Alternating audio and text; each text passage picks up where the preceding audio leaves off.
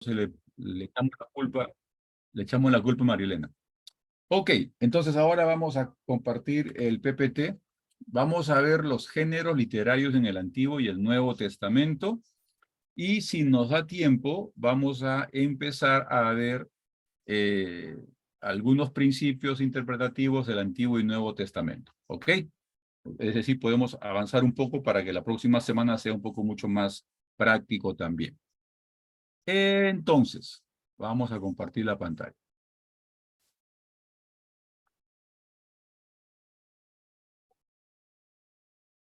Ok, ¿están viendo mi pantalla? Ahí está. Y... oh, ya está. Me pasé demasiado rápido. Ok. Está hermenéutica bíblica, diplomado en fundamentos ministeriales. Listo. Género literario del Antiguo y Nuevo Testamento.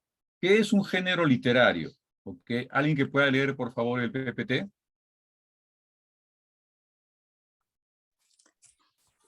¿Voluntario? Se Se define como cada uno de los apartados en que una obra puede clasificarse.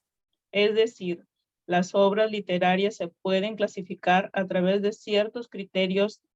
A esta clasificación se le suele llamar géneros literarios. Ok, muy bien.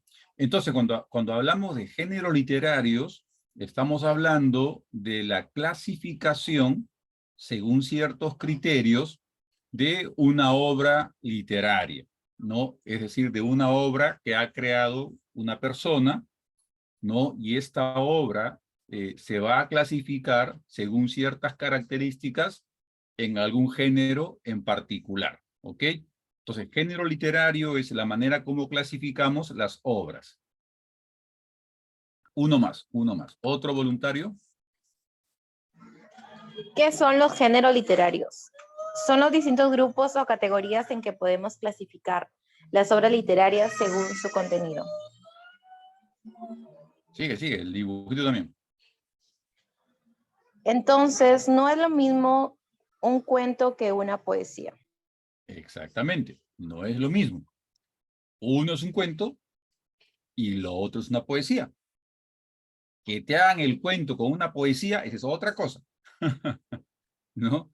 Pero entonces los géneros literarios son esos distintos grupos o categorías para clasificar las obras literarias, las composiciones del ser humano, de un hombre, de una mujer que compone algo, escribe algo. Ese producto, esa obra literaria se va a clasificar en algunos géneros por ciertas características propias, ¿ok? Por eso que nuestro querido Snoopy, creo que se llama ese perrito, dice que no es lo mismo un cuento que una poesía. Sigamos. ¿Otro voluntario o voluntaria?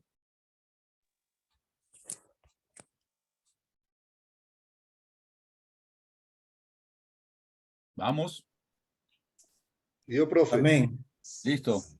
A pesar de no haber un criterio común para poder determinar cuáles son todos los géneros literarios, clasificamente se los han clasificado en tres grupos. Lírico. El autor expresa todos sus sentimientos y emociones en base a un objeto de su admiración, objeto que le inspira. Se cantaba y se acompañaba por un instrumento llamado lira. Forma básica es el verso. Épico. El autor presenta vívidamente hechos reales o ficticios dentro de un marco histórico-geográfico. Usa la narrativa como su forma más habitual. A veces es solo contado y no escrito. Dramático. El autor se expresa a través de escritos donde se incluye la tragedia, la comedia. Se usa mayormente en el teatro, aunque algunos los distinguen. Muy bien, entonces, generalmente o usualmente o al comienzo de la historia, cuando se comenzó a agrupar los diferentes tipos de escritos o composiciones, surgieron tres grandes grupos, ¿no? El género lírico, épico y dramático, ¿no? Y cada cual tenía su propia característica. Por ejemplo, en el género lírico, el autor expresaba sus emociones, sus sentimientos a través de un objeto que era de su admiración, ¿no? Y este objeto, esta persona, este objeto, era su musa,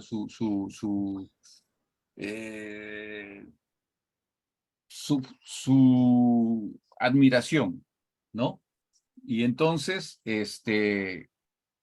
le componía canciones, ¿no? El género lírico generalmente es un género de canciones. Se canta acompañado por una lira. Y ya se dan cuenta que el género lírico, el nombre viene pues de la lira, el instrumento con que se cantaban estas canciones, ¿no? Estos hechos. Entonces, esa es la característica del género lírico, expresa sentimientos y emociones en base a algo que se admira y generalmente se cantaba, ¿no? Y cuando se cantaba se acompañaba de un instrumento llamado lira, ¿no? Y su forma básica era los versos, como una canción, para si queremos verlo ahora es como una canción, ¿ok? El género épico es un poco diferente, ¿no?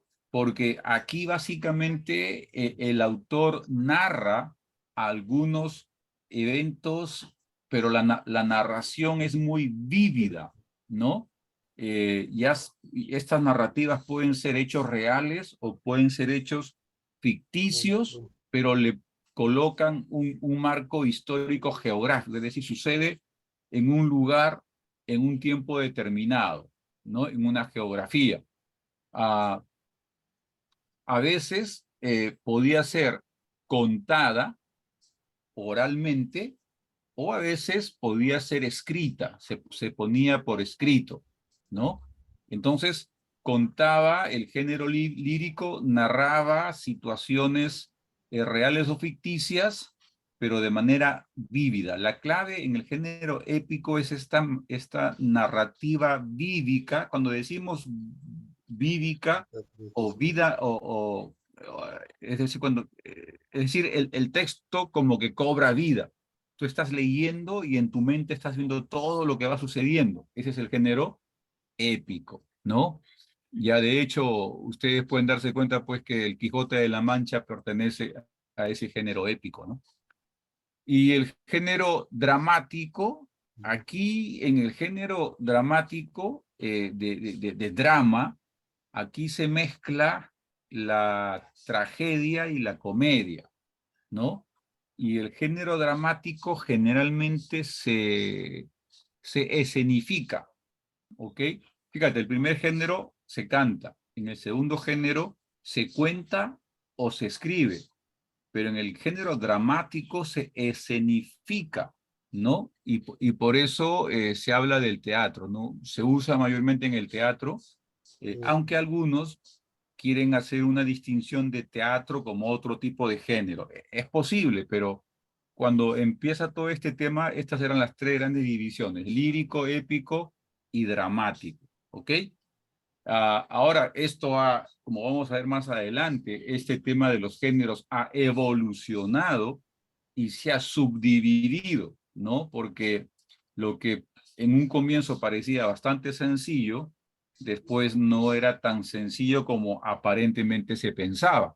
Pero había pues esta división tripartita. Otro voluntario, por favor. Lírico, expresa sentimientos. Narrativo, cuenta historias. Dramático, teatro, los personajes hablan. Si queremos memorizarlo rápidamente o distinguir rápidamente el género lírico, expresa sentimientos, emociones.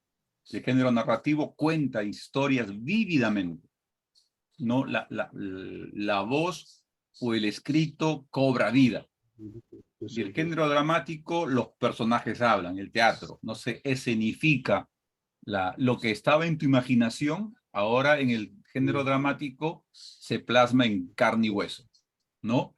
De hecho, los actores en la época griega se colocaban algunas máscaras para escenificar personajes. ¿Saben cómo se llamaban a esos actores con esas máscaras? ¿Saben? Se les llamaba hipócratas. Hipócratas. Claro, porque estaba representando un personaje que no era. Y en ese momento, simplemente cuando decías, ah, es un hipócrita, claro, porque está representando un personaje ficticio que no es él. Pero fíjate cómo ese uso ha evolucionado y ahora llamamos hipócrita a alguien que, que no es lo que dice ser, ¿no es cierto? Y en esencia es básicamente lo mismo que era en el teatro, ¿no? Y esas máscaras que se ponían en el rostro para significar, eso era un hipócrita. Ok, entonces ahí tenemos género lírico, narrativo y dramático. ¿Hay en la Biblia género lírico? Por supuesto que sí. ¿Hay en la Biblia narrativo? Por supuesto que sí. ¿Hay en la Biblia drama? Por supuesto que sí, ¿no? Esos tres grandes géneros podemos encontrar en las escrituras y eso vamos a ver un poco más adelante. Ahora, aquí tenemos un cuadrito un poquito más extenso que yo lo voy a leer para no complicarles a ustedes, ¿no? Es un muy buen mapa conceptual acerca de los géneros literarios, ¿no? ¿Qué son los géneros literarios? Son los distintos grupos o categorías en los que podemos agrupar las obras literarias atendiendo a su contenido, ¿no? ¿Qué son los géneros literarios? Están dentro de la literatura, entendida como el arte de utilizar la palabra, ¿no? Entonces, los géneros literarios pertenecen a la literatura porque es el arte de utilizar la palabra, ya sea la palabra hablada o la palabra escrita. Clasificación de las obras literarias, ¿no? Épico o narrativo, lírico o poético, dramático o teatral, lo que hemos visto.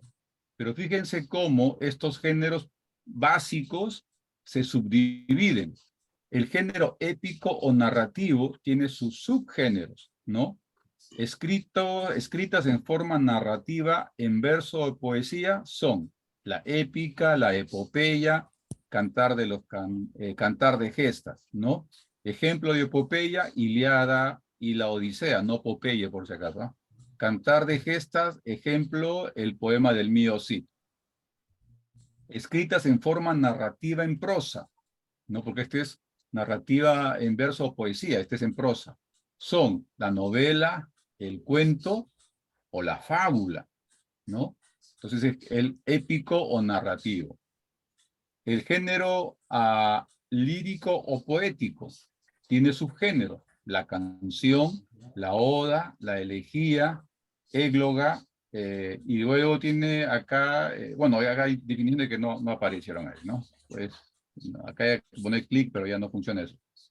Y luego el dramático o teatral tiene sus subgéneros, la tragedia, la comedia, y cuando se mezcla la tragedia y la comedia, surge la tragicomedia. Es decir, puede haber un género dramático que se enfoca en una tragedia, como podría ser, pues, por ejemplo, Romeo y Julieta, ¿no? O una comedia, típicamente una comedia, o el género que mezcla la tragedia y la comedia en una sola obra, ¿no? Entonces, esta es una manera un poquito más amplia de distinguir cuáles son los géneros literarios. De hecho, no es la única, es una forma, porque también podemos ver, acá tenemos otro cuadrito más que no lo voy quizás esto...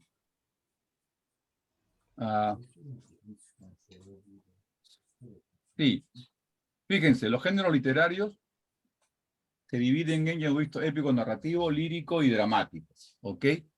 El épico narrativo se caracteriza por relatar los sucesos reales o imaginarios de una historia. Sus elementos son el narrador, personajes, espacio y tiempo. El narrador que cuenta los hechos. El personaje son los que realizan las acciones. Espacio, tiempo, lugar y momento en que se ocurren los hechos, ¿no? Esos son los elementos del género épico narrativo. El género lírico se caracteriza por expresar los sentimientos del yo poético, es tus emociones que están ahí en tu corazoncito. ¿Cuáles son los elementos? Son el verso, el ritmo, la métrica, la rima, ¿no? De ahí la poesía, pues, ¿no? El verso, unidad pequeña de sentido escrita al centro. El ritmo, la musicalidad del verso, ¿no? Tiene su ritmo cuando se narra, se canta o se recita. La métrica, la medida de los versos, ¿no? Tantos versos por cada estrofa, etc. Y la rima, las repeticiones de sonidos finales de los versos, ¿no? Acaban en on, o en acción, o en cualquier otra. Entonces, eso le da esa característica. Entonces, tiene verso, ritmo, métrica y rima. Y el teatro o el drama, acá ponen dramático, no se caracteriza por representar en un escenario un hecho mediante diálogos, el teatro, ¿no? Elementos son la acción, personajes y los diálogos. Acción son los hechos que transcurren en la escena. Personajes son los que representan los hechos y los diálogos son las conversaciones que mantienen los personajes. Pues otra forma también un poquito más detallada de lo que estamos viendo, ¿ok? Entonces, esto es solamente una introducción, es una introducción de manera general acerca de los géneros, porque la Biblia, como una obra escrita por hombres, aunque estos hombres hayan sido inspirados por Dios, sigue siendo una obra literaria. De hecho, si mal no recuerdo,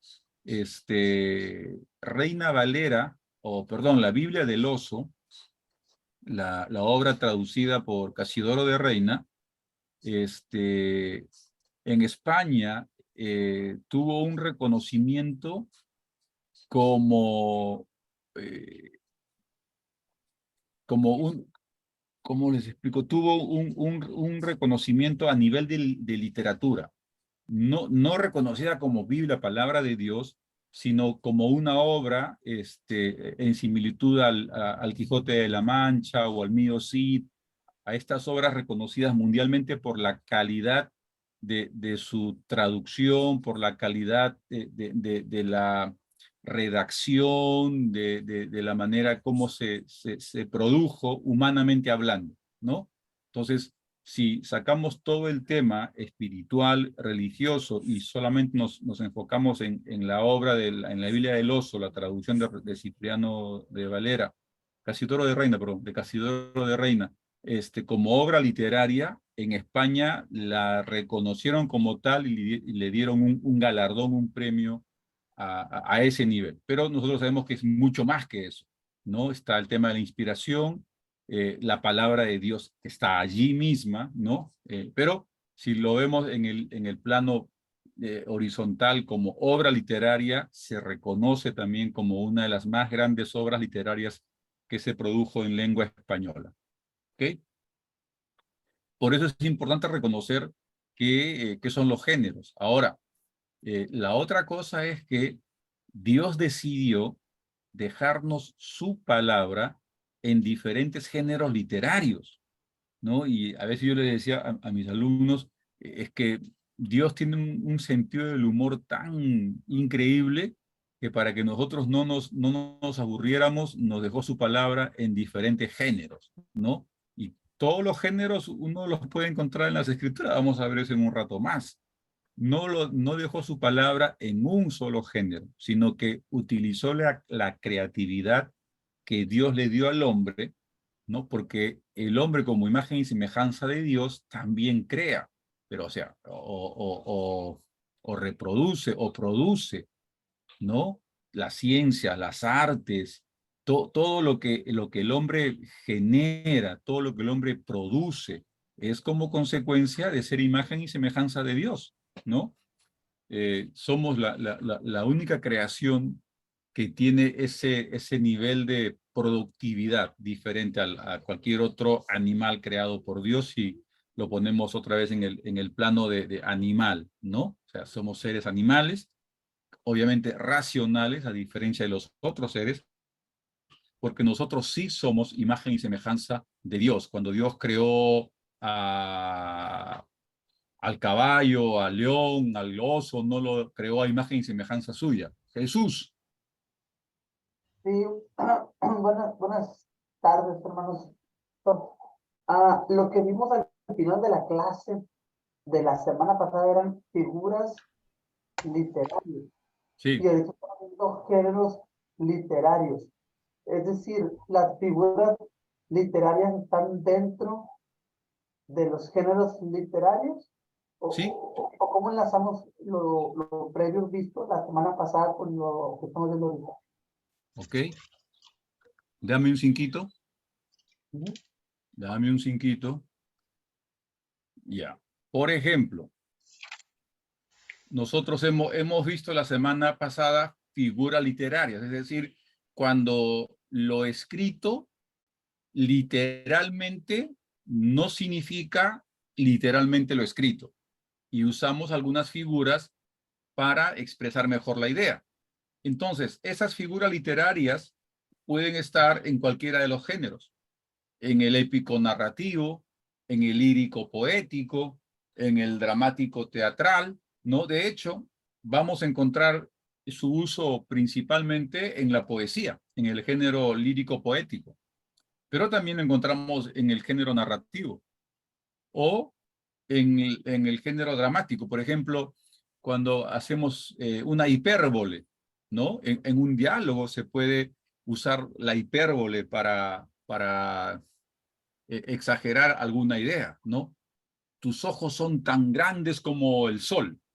Es una hipérbole, pero lo puedo usar en un diálogo de teatro o en un verso de una canción o en la narrativa de un evento épico. Entonces, las figuras literarias son las herramientas que se utiliza, que el autor utiliza para darle sentido a la palabra escrita o a la palabra hablada, ¿no? Uh-huh. No sé si con eso respondo tu pregunta o te confundí más que Sancho y Don Quijote. Muy bien, pastor, gracias. Uh-huh. Muy bien. Entonces, es importante esto, ¿por qué? Porque, primero, ya sabemos distinguir entre una figura literaria. La semana pasada vimos cuatro categorías y eso nos permite leer el texto y decir, momentito, esto no es lo que parece ser, ¿no? Recuerden, el primer acercamiento al texto bíblico es una lectura literal. Tal cual lo leo, tal cual está. Pero ahora que conozco algunos géneros, ¿no? Entonces, si dice, Jehová es mi pastor, es una metáfora, porque está comparando y no tiene la palabra como, ¿no? O cuando aparece un texto y aparece una comparación con el cómo, ya, esa es una comparación. ¿Y por qué me sirve? Porque está comparando algo con otra cosa, ¿no? Y de hecho que no hemos analizado las parábolas o las fábulas, pero bueno, eso ustedes pueden avanzar más adelante. Pero cuando nos acercamos a los salmos y encontramos estos paralelismos, sinónimos o antitéticos, ¿no? O cuando encontramos un merismo o la hipérbole o la pregunta retórica. Entonces, esas herramientas nos ayudan a entender mejor el texto. Pero ahora, si yo me acerco y estoy leyendo un texto, me pregunto, ¿es un texto épico narrativo? ¿Es un texto poético, lírico? ¿O es un texto dramático? Porque cada forma tiene su característica. Probablemente lo narrativo épico sea mucho más literal. Probablemente lo poético sea más figurativo, ¿no? Entonces, eso me ayuda a entender mejor lo que estoy leyendo. Ahora, por si acaso, hermanos, Dios no escribió de manera, Dios no nos dejó su palabra eh, escondida entre palabras para estar escarbando y, acá está la verdad. No, no, no, no. Lo escribió tan claro como tú y yo podemos escribir. Sin embargo, lo que pasa es que se escribió en idiomas que no hablamos, en un contexto que no es el nuestro y en un tiempo que no es el nuestro. Por eso tengo que interpretar. Pero si fuera el autor, el lector original lo entendería perfectamente. No necesitaría de interpretar porque fue escrito para mí, ¿no? Pero ahora han pasado tantos siglos, somos otra cultura, hablamos otros idiomas, entonces nosotros tenemos que tratar de entender lo que Dios nos dejó en su palabra. No porque sea difícil, sino porque nosotros somos, voy a decirlo de otra manera, no es porque Dios sea el problema, sino el problema somos nosotros por nuestro pecado, por nuestra, etcétera, cosas, que no podemos entender con claridad lo que Dios dejó tan claro como el agua cristalina del Taquile ahí en Puno. Muy bien. O el agua cristalina del Valle Sagrado. Ahí está, porque tengo amigos de Cusco acá también, ¿eh? Entonces no quiero que se me molesten. ¿Ok? Entonces, por eso es que necesitamos entender los géneros. Ahora vamos a darnos cuenta que los géneros del Nuevo, en la Biblia no son nada complicados, son recontra sencillos. Tan sencillos que mejor creo que ya no los revisamos. Pero mejor vamos a revisarlo. ¿Ok? Entonces, ¿preguntas hasta aquí? Si no, para pasar a avanzar.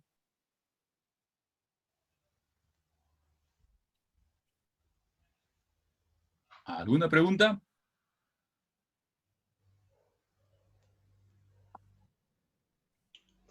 Muy bien. Sigamos. Marilena, ¿qué hora vamos a hacer el break?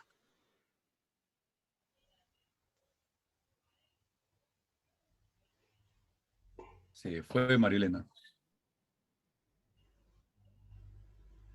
Como los salmos, claro, como los salmos. Ok, la Biblia y los géneros literarios. Avancemos.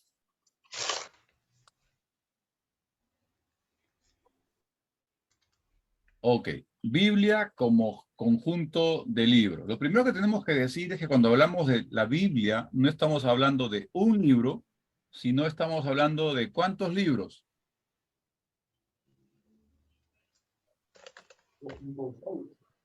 ¿Cuántos? 66. 76. 66 libros. Muy bien, ¿ok? Ese es el canon de la Biblia protestante. El canon de la Biblia católica tiene 70 y pico de libros y la iglesia ortodoxa también, la iglesia griega ortodoxa tiene como 76, 77 por ahí. Pero nosotros como protestantes evangélicos, nuestro canon tiene 66 libros. De hecho, la palabra Biblia, biblos, significa libros, no significa libro en singular. Aunque Biblia parece que está en singular, pero es una transliteración. Entonces, biblos significa libros en plural. Ok, y nuestra Biblia se divide en Antiguo Testamento y en Nuevo Testamento. Oh, perdón, disculpen, di un clic donde no tenía que dar todavía. Ok, ahora, otra vez, Antiguo Testamento, Nuevo Testamento. ¿Cuántos libros tenemos en el Antiguo Testamento? 39. 39. 39. Entre ley, historia, poesía, profetas mayores y profetas menores, 39 libros. ¿Y nuestro Nuevo Testamento? 27. 27, entre evangelios, historia, cartas y profecía. ¿Ok? Ahora, para los judíos ortodoxos, no llaman ellos Antiguo Testamento, porque si llamaran Antiguo Testamento, estuvieran reconociendo implícitamente al Nuevo Testamento, ¿no? Entonces ellos no llaman ni Antiguo ni Nuevo Testamento. Tampoco llaman por si acaso testamento, ¿no? Para decir, bueno, ni Antiguo ni Nuevo Testamento, tampoco. Entonces, ¿cómo llaman los judíos ortodoxos a sus libros sagrados? Tanaj, Muy bien. El Tanaj o la Tanaj. Tanaj que es la ley, los escritos y los profetas, ¿no es cierto? Esa división tripartita, ¿ok? Y no llaman Antiguo Testamento. Esa es la forma que ellos llaman y reconocen al nuestro Antiguo Testamento. Lo importante de saber esto, que para los judíos es el Tanaj y para nosotros Antiguo Testamento, lo importante saber es que nuestros 39 libros son exactamente los 24 libros que ellos tienen. Es decir, 24 es igual a 39. ¿Cómo se explica esa matemática que 24 va a ser igual a 39? Es muy sencillo. Nosotros, no sé por qué, tuvimos la costumbre de dividir, ¿no? Reyes, 1 y 2. Samuel, 1 y 2, ¿no? Crónicas, 1 y 2. Profetas menores, 12. Profetas mayores, 4 o 5, dependiendo de cómo dividas. En cambio, el Tanaj no tiene esa... De hecho, los profetas menores es un solo rollo. ¿No? Entonces, cuando nosotros, después de dividir, si lo juntamos todo, llegamos a los 24 libros que tiene el canon hebreo. Entonces, a nosotros ni nos falta ni nos sobra. Tenemos exactamente el mismo canon judío, que es reconocido por los ortodoxos como la palabra de Dios, ¿no? Y tenemos nuestro Nuevo Testamento, 27 libros, toda la cristiandad reconoce los 27 libros como textos inspirados por Dios para el Nuevo Testamento. ¿Ok? Entonces, esa es nuestra Biblia. Ahora, ¿qué tipo de géneros hay en la Biblia? Voluntario para leer. Amén. ¿Qué tipo de géneros hay en la Biblia? En la Biblia podemos encontrar narrativa, poesía, profecía, sabiduría o sapiensal, cartas o epistolar, evangelios, leyes, apocalíptica, etc. Esta es la riqueza literaria de que la Biblia tiene, y Dios cuidó de todo este proceso. Los géneros literarios de la Biblia a través de ambos testamentos. Entonces, nosotros podemos distinguir estos géneros de manera puntual en las escrituras. Género narrativo, poesía, profecía, sabiduría, cartas o epístolas también, evangelios, leyes, etcétera, ¿no? Ahí está la riqueza que podemos encontrar en las escrituras. Y para nosotros es importante que podamos entender bien estos géneros, porque nos van a dar algunas pautas para la interpretación del texto a predicar o a enseñar. María Elena, regresaste. Sí, profe, estamos justo en la hora del break, 9:15 de la noche. No sé si quieren tomarse un cafecito de 5 minutos. Ok. Muy bien, está bien, perfecto, porque después de esto vamos a empezar con los géneros del Antiguo Testamento. Muy bien, entonces hacemos un break hasta las 9:20. ¿Está bien?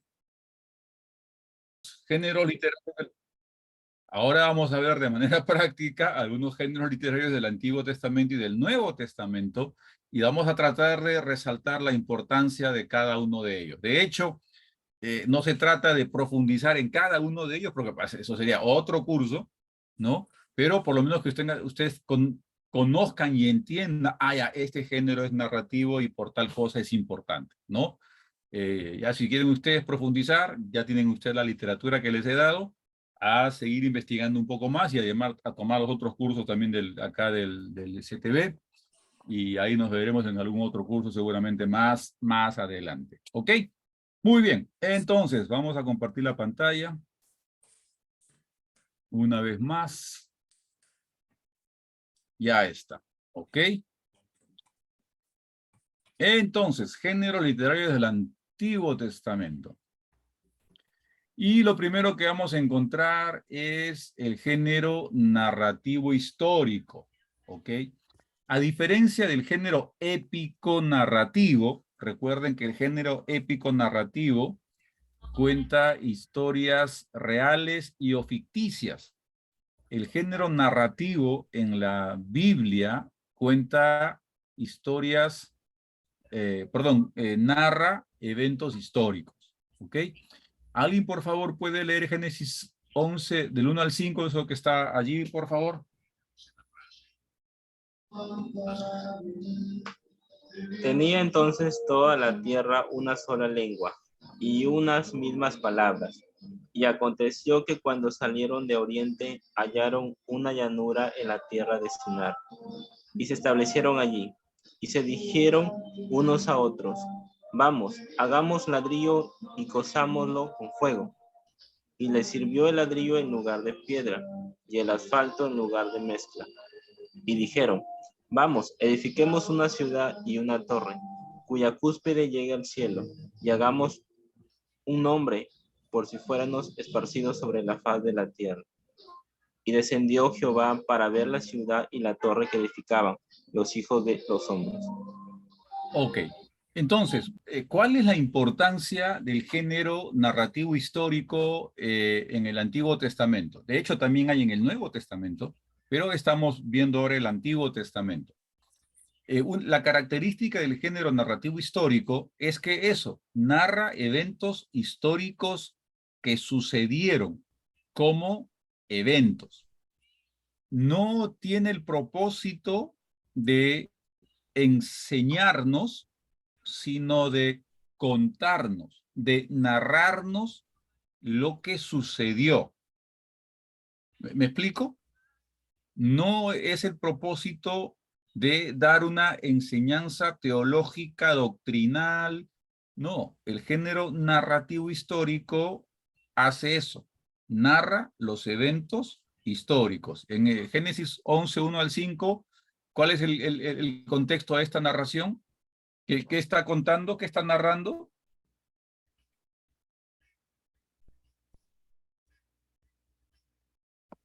¿Alguien? De la Torre de Babel. Ok, entonces aquí se narra el evento de la Torre de Babel. Pregunto, ¿tenemos que construir una Torre de Babel cada país, cada ciudad, cada cultura, cada etnia?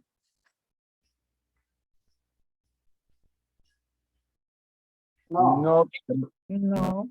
No. Entonces es un texto descriptivo. Está narrando un evento del pasado. Está contando una historia.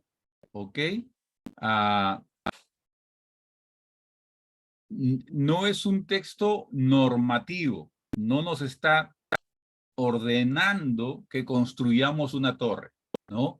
Ahora, los textos narrativos normalmente se leen de manera literal, porque usa la prosa para contar los eventos, no es poesía, ¿ok? Quizás en el verso 4 para adelante, donde dice, y dijeron, vamos, edifiquemos una ciudad y una torre cuya cúspide llegue al cielo, y hagámonos un nombre para, por si fuéramos esparcidos sobre la faz de la tierra. Quizás allí, en este hacerse un nombre, quizás tenemos que entender qué significa ese hacerse un nombre. Entonces, ahí podemos pensar en un texto, en el uso de un lenguaje figurado, porque probablemente nombre o un nombre está sustituyendo a algo más. ¿Recuerdan? ¿No? Entonces, ahí es donde comenzamos a pensar en el uso del lenguaje figurado, por ejemplo, ¿no?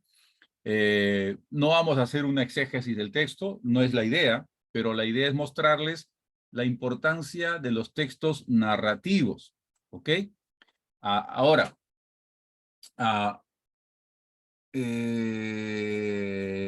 ya, quiero mostrarles a través de otro ejemplo la importancia de distinguir bien estos géneros, ¿ok? A ver, permítanme primero que prepare. Ya, seguramente necesito agrandar acá. Un finquito. Ya. Y como ustedes son hombres muy... Ok. Génesis. Ya. Ajá. Ok, aquí necesitamos, entonces, aquí, ya, ok, ya, entonces, para que no me vean con la cara a un costado, voy a poner mi foto cantando un salmo ahí. Ok, ahora sí, voy a compartir la pantalla.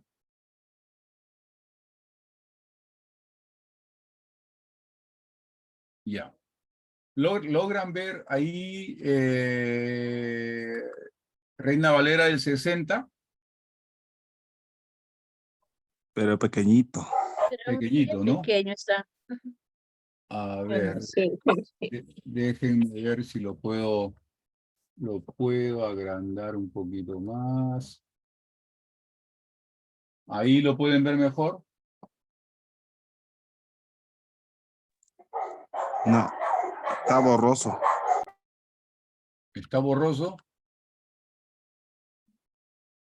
Ok. Yo creo que es un tema espiritual, hermanos, ¿no? Pero si Lo que, podemos agrandar nuestras pantallas, nosotros se ve. los que están en móvil pueden agrandar el, ¿cómo se llama? Sí. Sí. Bueno, los que Entonces, están en... sí, los que Celulares están se en su puede teléfono móvil, o si tienen la Biblia cerca suyo, por favor, vayan a Génesis 1. ¿Ok? Génesis 1:1. Ok, entonces ahí se lee, en el principio creó los cielos y la tierra estaba desordenada y vacía, y las tinieblas estaban sobre la faz de la tierra. Normalmente el género narrativo histórico se escribe en prosa, ¿no? Tal cual leemos los diarios, tal cual leemos un libro, en prosa, en párrafos, ¿no? Esa es la manera correcta. Entonces nos está narrando, nos está contando. Pero fíjense, y esto es Reina Valera del 60, me voy a la Biblia textual, básicamente es lo mismo. Me voy a la Biblia de las Américas, la Ingrid del Profesor, igualito, es un texto narrativo, histórico, ¿no? Está la diferencia de las Américas, es que coloca el primer verso a cada línea, ¿no? Empieza siempre con el primer verso, ¿no? Verso 1, 2, 3, 4, etcétera. Reina Valera lo escribe en párrafos y mezcla los versículos, ¿no? Los separa por párrafo. La Biblia de Jerusalén, que es una Biblia católica romana, también es un género narrativo, lo separa, escribe de manera corrida y mezcla los versículos y los separa en algunos momentos. Pero es una lectura narrativa histórica. La Nueva Traducción Viviente, mi otra engreída, también igual, ¿no? O sea, hace una narración, escribe, los separa por versos también, ¿no? Este es el verso 1, 2, 3 al 5, 6 al 8, etcétera, ¿no? Pero noten ahora esta peculiaridad. ¿Qué notan de diferente entre este texto, que lo voy a agrandar un poquito más,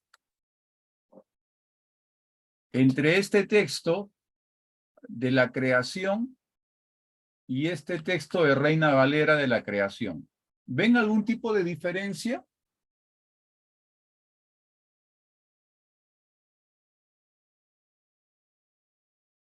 ¿O no ven diferencia alguna?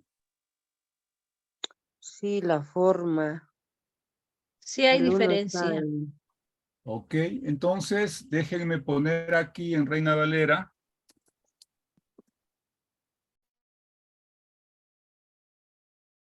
Oh, ¿dónde está? Se me reveló el... Ok, en cuanto a la forma, Salmo 51. En cuanto a la forma, ¿ven alguna similitud con este texto?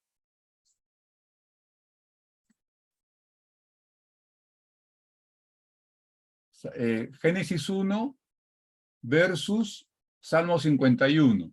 ¿Ven alguna similitud, algún parecido? No en el contenido, ojo, en la forma estoy diciendo. Sí. Sí.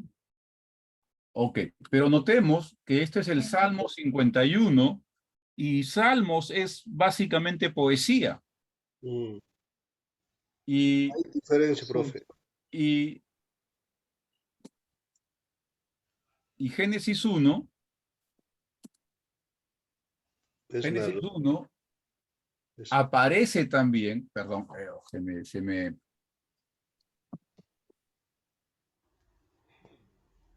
acá está.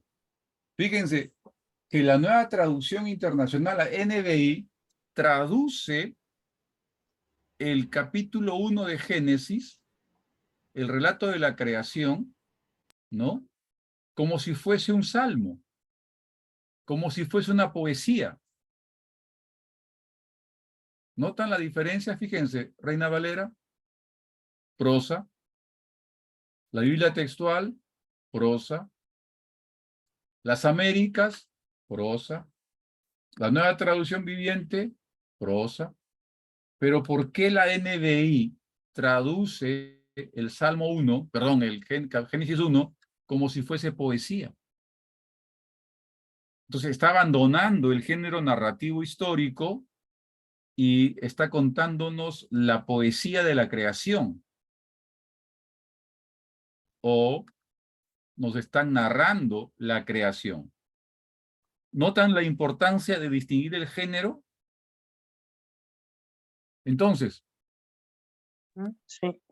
los editores de la nueva versión internacional asumieron por nosotros que Génesis 1 es un poema. No es un texto narrativo histórico. Y uno pone Génesis 1 y pone cualquier salmo, tiene la misma estructura, estrofas, diferente a los párrafos de un texto narrativo histórico. ¿Mm? Entonces, hay que tener cuidado. O Dios nos dejó un poema de la creación, o Dios nos dejó la narración histórica de la creación. Pero ¿cómo puede Moisés saber lo que pasó si en el principio creó Dios los cielos y la tierra y solamente estaba Dios? Bueno, ese Dios que estuvo en el principio y el que hizo todo lo que hizo, se lo contó a Moisés, se lo inspiró. Y Moisés lo escribió. Ahora, Moisés no sabía escribir poesía, sí sabía escribir poesía. Creo que en Éxodo, si no me equivoco, en Éxodo está el Cántico de Moisés, ¿no? Donde en poesía narra la huida de Egipto. También está en el texto narrativo, pero también lo escribe tanto en texto narrativo histórico como en poesía. Es un muy buen ejemplo, ¿no? De cómo los textos se pueden diferenciar entre uno y otro. Entonces, ¿qué hacemos cuando leemos la NBI? ¿Creemos que estamos leyendo un poema de la creación o estamos leyendo tal cual Dios inspiró a Moisés para contar la creación? ¿Ok? Muy bien. ¿Preguntas y comentarios?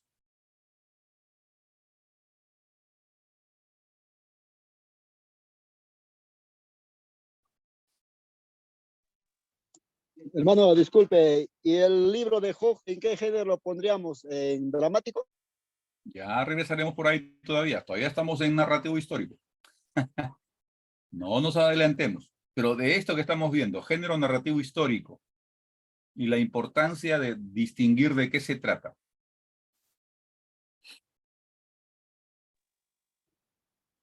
Profesor, y al momento de que nosotros tengamos que hacer una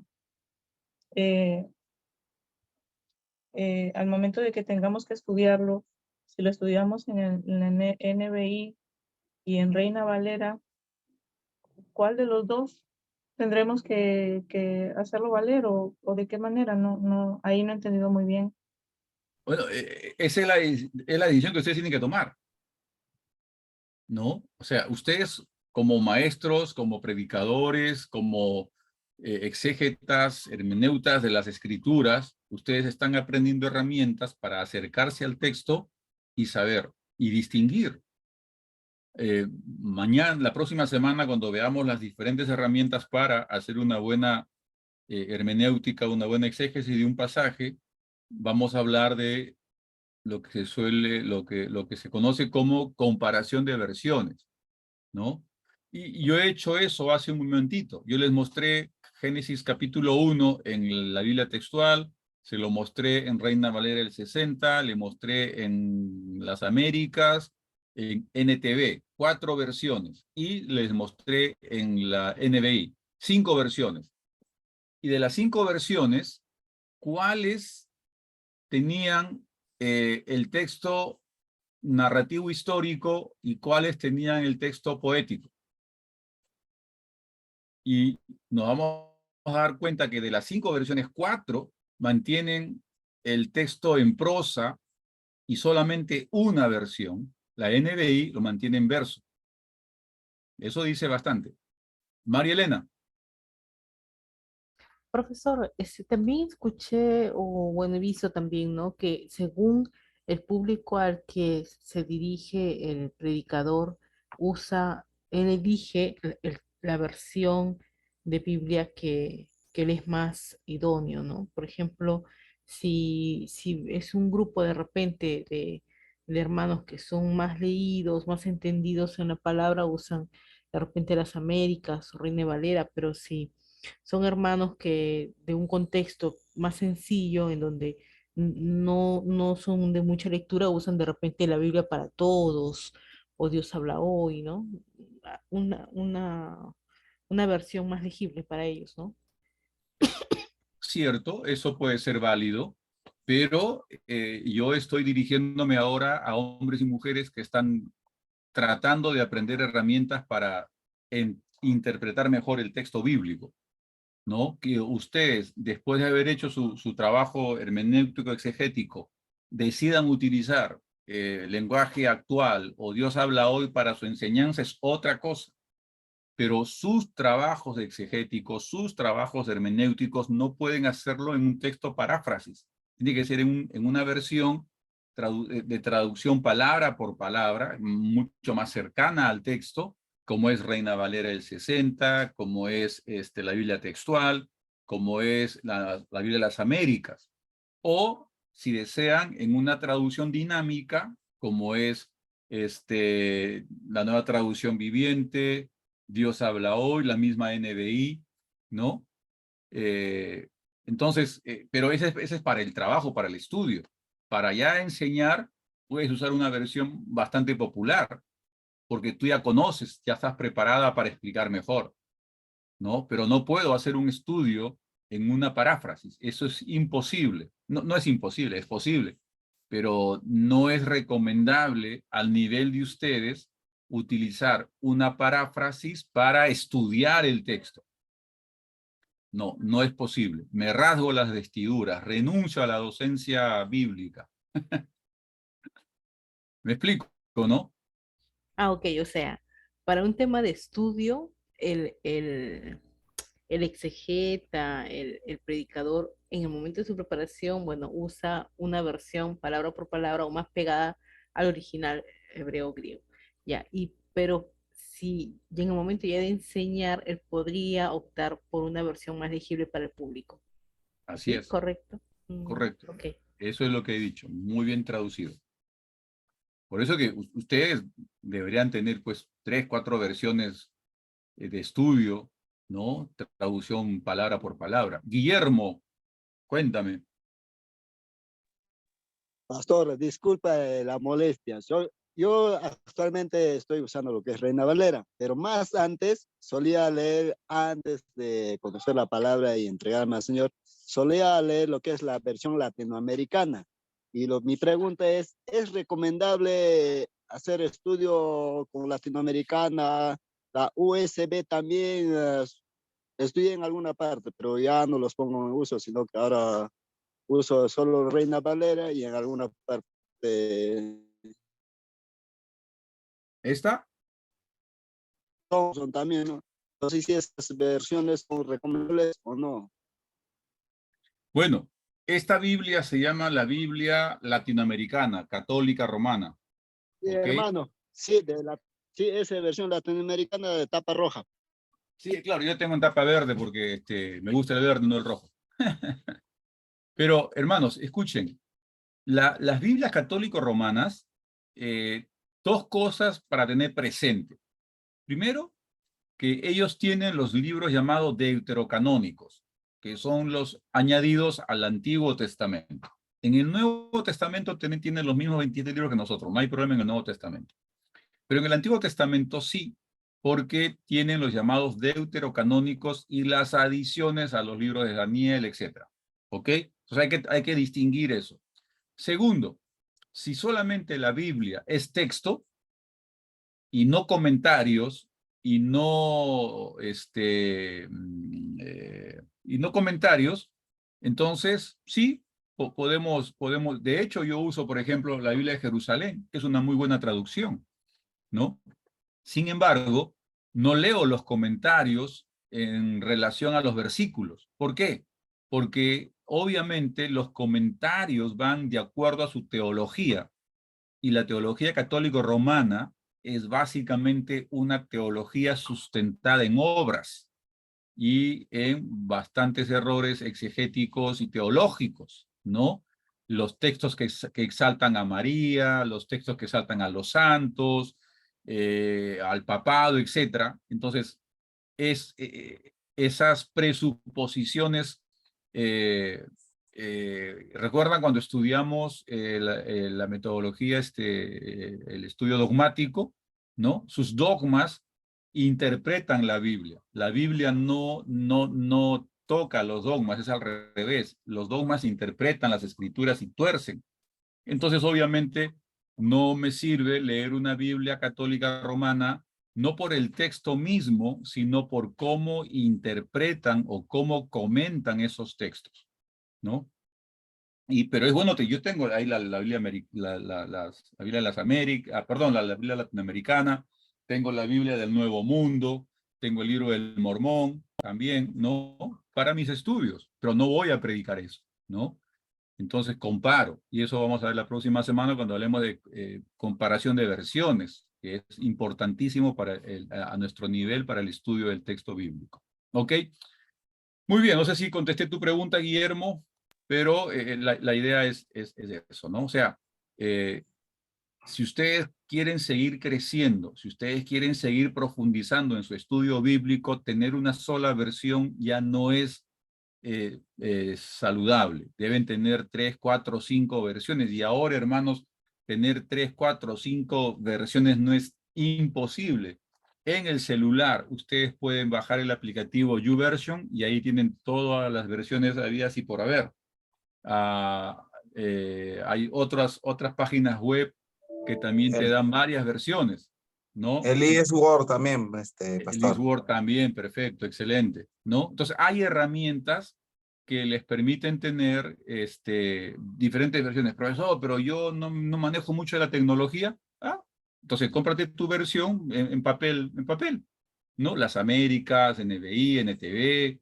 Claro, te va a costar un poquito más porque cuesta que tener que bajarse el software que es gratis. YouVersion y eSword son software gratis, que lo bajas y lo instalas. O sea, hay herramientas para tener diferentes versiones. Una sola versión no es sabio al nivel de ustedes, ¿no? Que la congregación, ya las Américas o Reina Valera es otro tema, pero el líder, el pastor, el hermano o la hermana que está dirigiendo, nos mojen que no hay quien planche. Dime, hermano.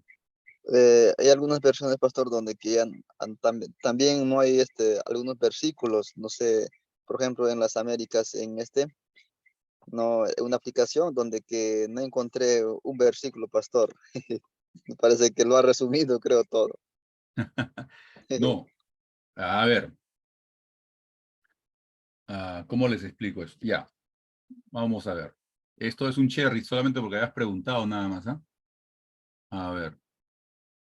¿Dónde está para compartir? Primero voy a apagar mi cámara y segundo compartir. Ya. Ok. Están viendo mi pantalla, ¿no es cierto? Fíjense. Sí. Esto que está aquí, que no lo puedo agrandar mucho. Este es el texto griego. ¿Ok? Nestlé Aland, edición 27. Pero no es el único texto griego para el Nuevo Testamento. ¿Ok? Nestlé Aland, edición 27.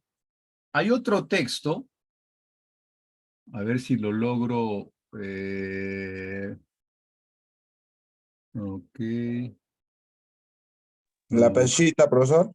no. La Profesor, pechita ¿nos puede es, leer esas palabritas que están ahí? por supuesto, pero si lo leo voy a parecer muy panudo, muy pavo real. Quiero buscarles para responder a tu pregunta. ¿Dónde está biblioteca? Ah, ya, acá está. La Strong. No, el Textus Receptus. Lea Textus Ya. Receptus. Ok, el Textus Receptus.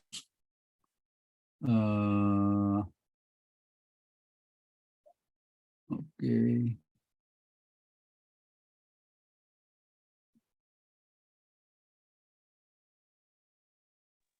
Pastor, ¿qué significa texto receptus? Lo que tú estás hablando. Ahorita le voy a explicar. Ya. A ver.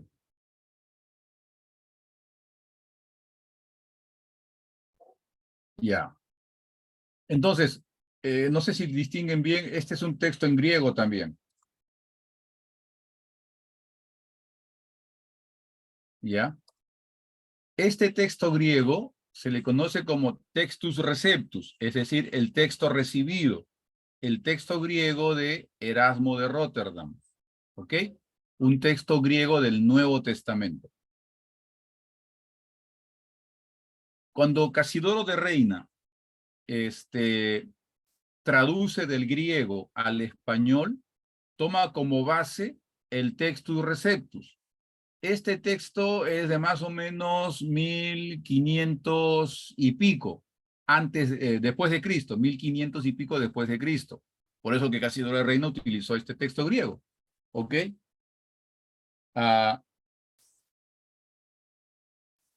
El Nestlé Aland, edición 27, ahora están en la 28.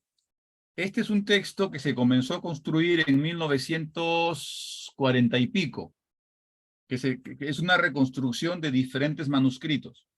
¿Ok?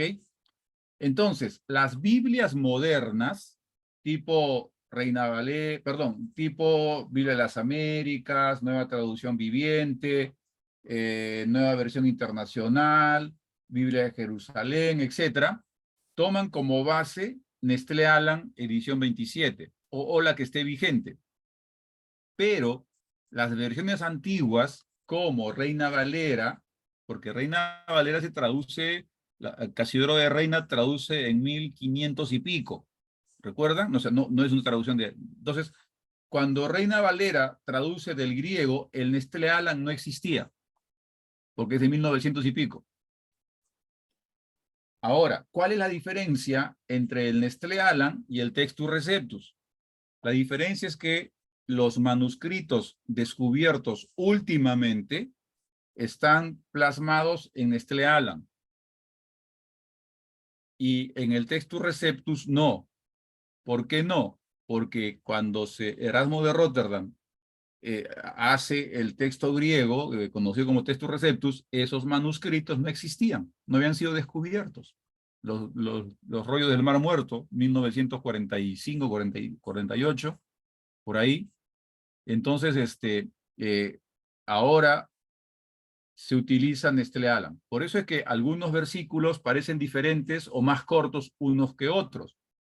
No porque las Américas haya cortado o Reina Valera haya agrandado, sino porque las Américas utiliza el griego del Nestlé Aland y Reina Valera utiliza el texto Receptus. Son dos textos griegos diferentes, pero muy parecidos entre sí, pero diferentes, ¿no? Y por eso que algunas veces cuando comparas un texto en NBI o las Américas te parece más corto o le falta una o dos palabras a comparación con Reina Valera, por ejemplo. Pues generalmente la comparación es entre el texto de Reina Valera, que la mayoría utiliza, versus cualquier otra versión, ¿no? Y entonces la gente comienza a satanizar. No, han quitado la palabra de Dios, Reina, el NBI es del diablo, las Américas es del diablo, y no es del diablo. Simplemente desconocen que los textos griegos son diferentes.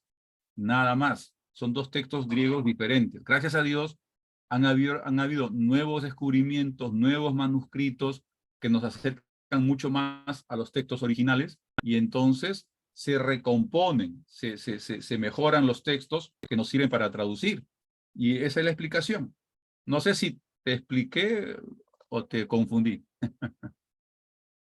Pero ese es un curso mucho más amplio. Eso tiene que ver con texto y canon y el canon Sí, del pastor. Antiguo y Nuevo Testamento, ¿no? Pero yo tenía, pastor, ya más o menos estaba yendo por ahí. Creo que lo ha resumido, dije, pastor. No pensaba otra cosa, sino en que lo han resumido, pastor. Eso yo tenía idea. Muy bien. Ok, y la Peshita, como alguien comentó por ahí, es el texto del Antiguo y Nuevo Testamento traducido al sirio. Ahora, la Peshita se puso de moda hace unos años atrás, y sacaron pues la Peshita. Yo compré mi versión Peshita, alguien me la pidió prestada y nunca me la devolvió. Pero, ¿cuál es el tema con la Peshita? La Peshita es el texto en arameo o en sirio, ¿ok? Del Antiguo y Nuevo Testamento, pero el Antiguo se escribió en hebreo y el Nuevo Testamento en griego. Si lo traducen al arameo o al sirio antiguo, si lo quieren mucho más, y luego de ahí al español, y es traducción de traducción. Prefiero leer el texto del original al español, ¿no? Pero me sirve como referencia la Peshita, pero tampoco puedo decir, pues es mucho más cercana al texto original ni hablar. Dime, Loni. Pastor, buenas noches. Ya que había usted nombrado acerca de la Biblia, de los 66 libros de la Biblia, mi pregunta es, ¿es recomendable que nosotros leamos y tengamos siempre presente los libros antideuterocanónicos? Lo que pasa es que en mi congregación hay un hermano que siempre él enfatiza que leamos el libro de Enoc, el libro de Enoc, el libro de Enoc, que hay muchas cosas, que la tierra no es redonda, es cuadrada. O sea, él nos da a entender que todo lo que se ha descubierto en la ciencia es lo contrario. Y siempre enfatiza. Entonces, y yo quisiera que usted me dé para hablarle, porque se supone que ya está el canon bíblico y ya están los 66 libros y debemos de basarnos en esos libros. Sí. Pero este hermano, ¿cómo hablarle a él? Porque les confunde a los nuevos. Ok. Gracias por la pregunta, Loni. Se llaman deuterocanónicos. Deuterocanónico significa segundo canon. Deutero, segundo, canónico, canon, ¿no? Deuterocanónico es segundo canon. Ahora, ¿por qué la Iglesia Católica les llama deuterocanónicos? Porque implícitamente reconocen un primer canon, ¿no es cierto? Si yo digo, es un segundo canon, quiere decir que hay un primer canon. El primer canon son nuestros propios libros. Entonces, la misma Iglesia Católica reconoce dos canons. Los protocanónicos, que son nuestros 39 libros, y los deuterocanónicos que ellos añaden al Antiguo Testamento. ¿Ok? Pero en los deuterocanónicos católicos, no este libro de Enoc, si mal no recuerdo. Creo que Enoc no pertenecen a los deuterocanónicos del... De hecho, ahorita lo vamos a ver. Ahorita déjame ver acá para también matar mi curiosidad. Sí, o sea, he escuchado acerca del libro de Enoc.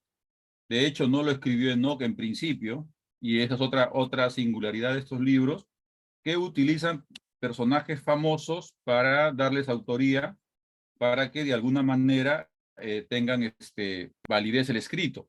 pero su fecha, la fecha de redacción siempre es después de la era cristiana, ¿no?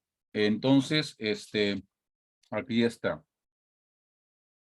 A ver, Génesis, Éxodo, Levítico, Macabeos, Isaías, Joel, Amós, Daniel, Proverbios, Eclesiastés, Cantar, ya. Enoc no pertenece a los deuterocanónicos y por lo tanto ni la Iglesia Católica lo reconoce como texto sagrado, ¿ok? Porque para los católicos los deuterocanónicos son textos sagrados, para nosotros no, para los católicos sí, pero Enoc no está tampoco en esa relación.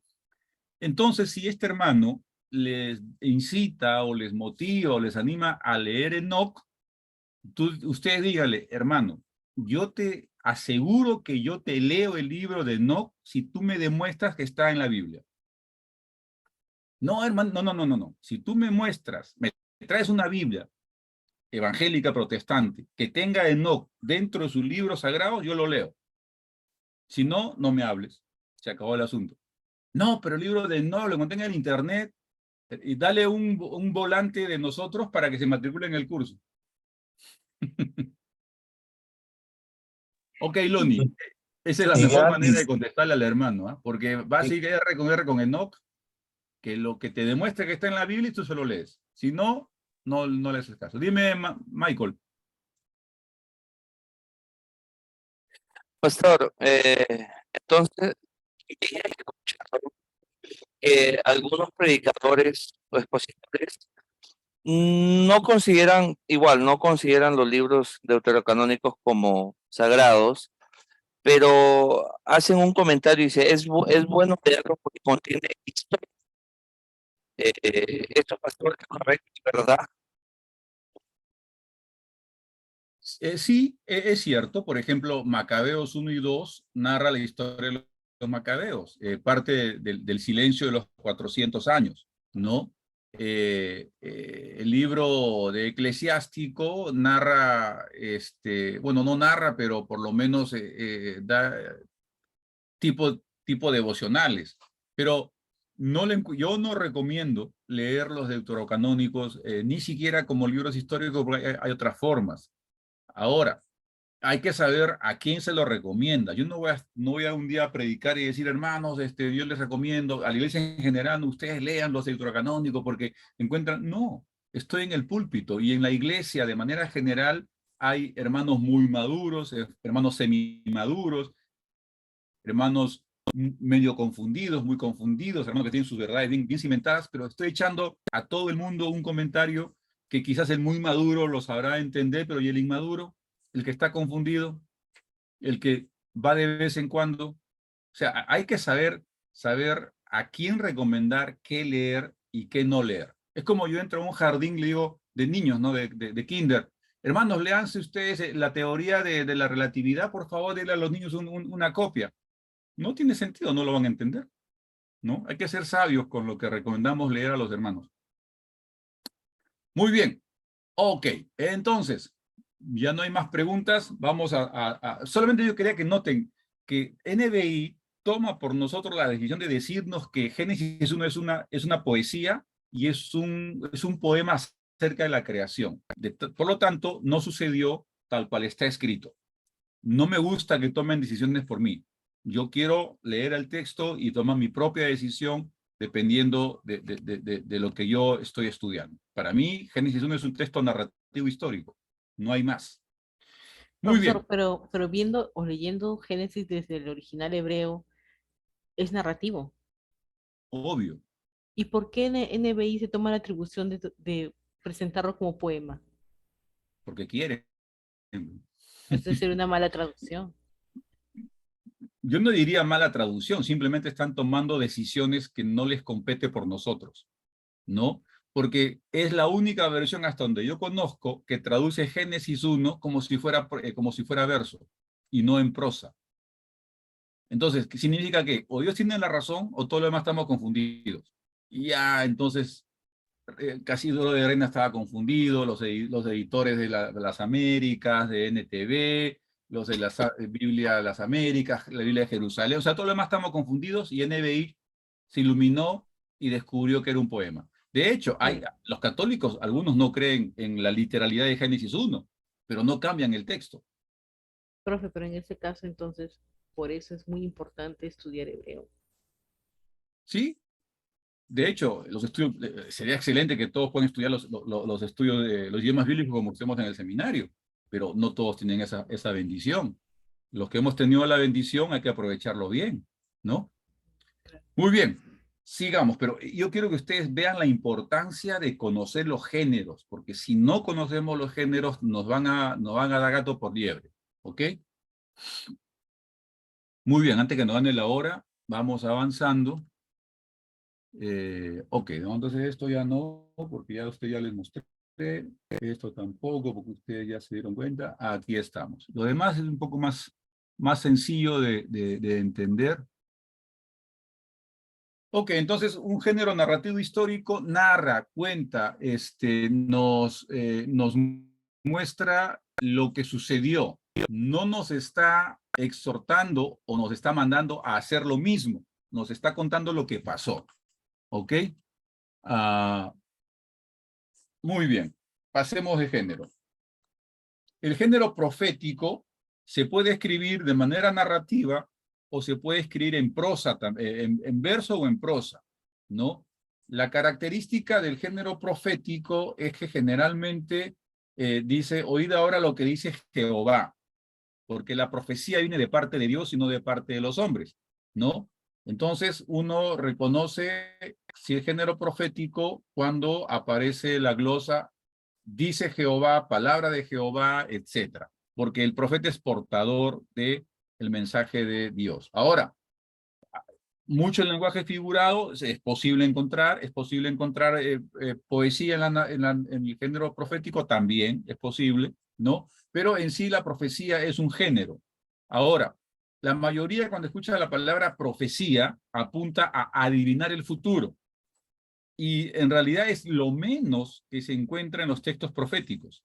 Generalmente es exhortación, es llamado al arrepentimiento y hay un mensaje no quiero usar la palabra castigo, pero hay un mensaje de que algo va a pasar si no obedeces, si no regresas a Dios. Y de hecho pasa, algo malo sucede cuando no obedeces, dice mi esposa a mis hijos, ¿no? Algo malo sucede cuando no obedeces, así que obedece, ¿no? Y es básicamente una voz profética, ¿no? O sea, el profeta no anunciaba lo que va, el futuro, no es Nostradamus, no son adivinos, aunque en algunos contextos tiene ese sentido de adivinación, pero eso es lo menos, ¿no?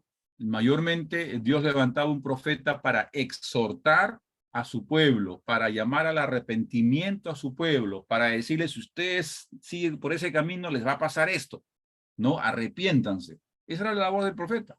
En ese contexto, sí había mensajes mesiánicos hacia el futuro, ¿no? Por eso que a veces hay profecías que tienen un doble cumplimiento en su contexto histórico y luego mucho más adelante. Pero es todo un tema, ¿no? Pero es un género que encontramos en el Antiguo Testamento.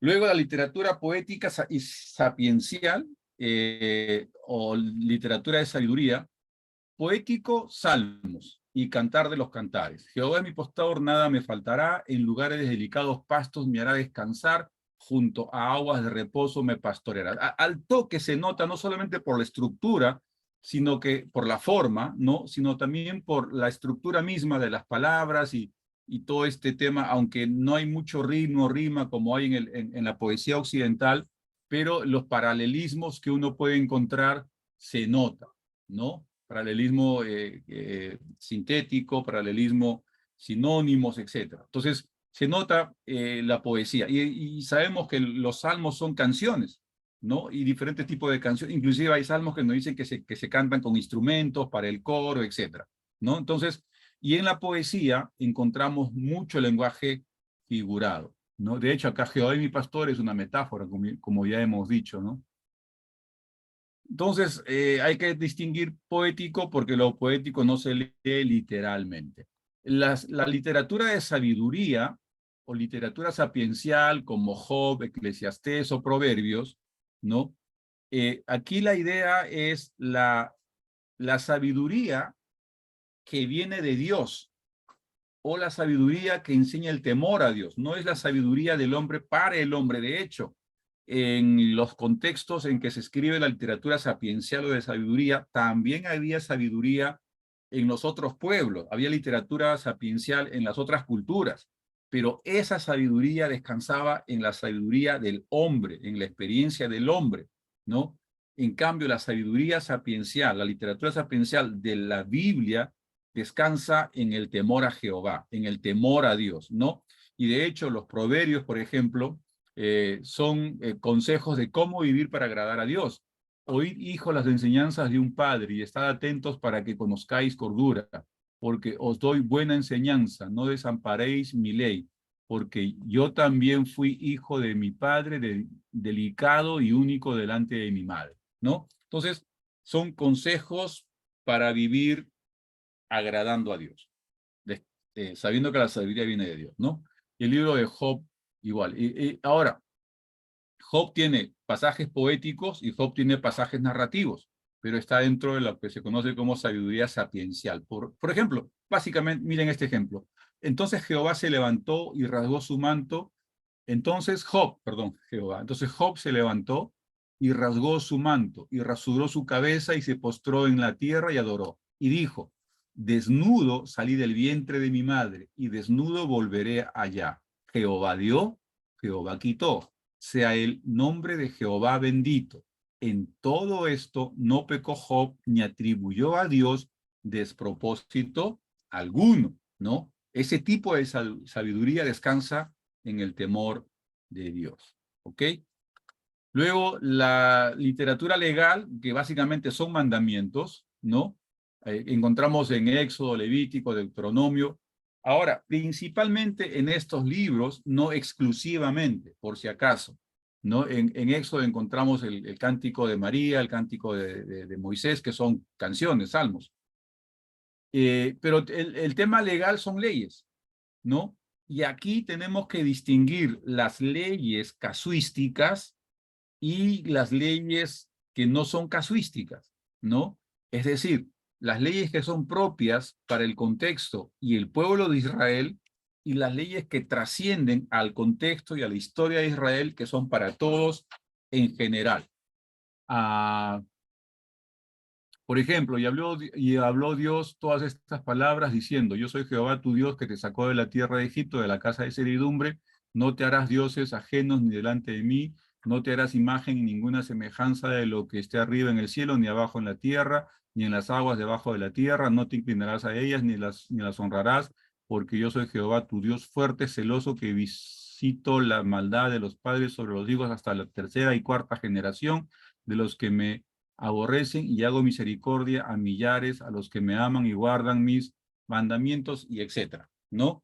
Entonces, ¿esto es para Israel o esto es para todos? Eso hay que distinguir, ¿no? El decálogo, por ejemplo, ¿es para Israel? Es para Israel. ¿Es para nosotros? Es también para nosotros, ¿no? Las leyes de santidad en Levítico, ¿es para Israel? Es para Israel. ¿Es para nosotros? No es para nosotros. Entonces, hay que saber distinguir entre las leyes que son normativas y las leyes que son descriptivas o casuísticas. Lo mismo, por ejemplo, con Levítico, ¿no? Habló Jehová a Moisés y a Aarón diciéndoles, hablad a los hijos de Israel y decirles, estos son los animales que comeréis entre todos los animales, etc. ¿Eso es para nuestro tiempo? No. Eso es para Israel. Y Jesús dijo, no es lo que entra, lo que contamina al hombre, sino lo que sale del corazón del hombre, ¿no? Entonces, y la visión de Pedro sobre los alimentos que recibe de parte de Dios, entonces ya cambia todo ese tema, ¿no? Entonces, cuando leamos los temas legales, hay que distinguir eso. Ahora, un amigo mío me dijo una vez, ¿sabes tú cuáles son los textos más fáciles de predicar? O sea, que no sé, le digo, no sé lo más difícil, pero no sé cuáles son los más fáciles. Me dice, los más fáciles son los temas legales. ¿Por qué le digo? Son mandamientos. ¿Y por qué son fáciles? Porque los mandamientos tienen que cumplirlos, nada más, no tienen más que hacer.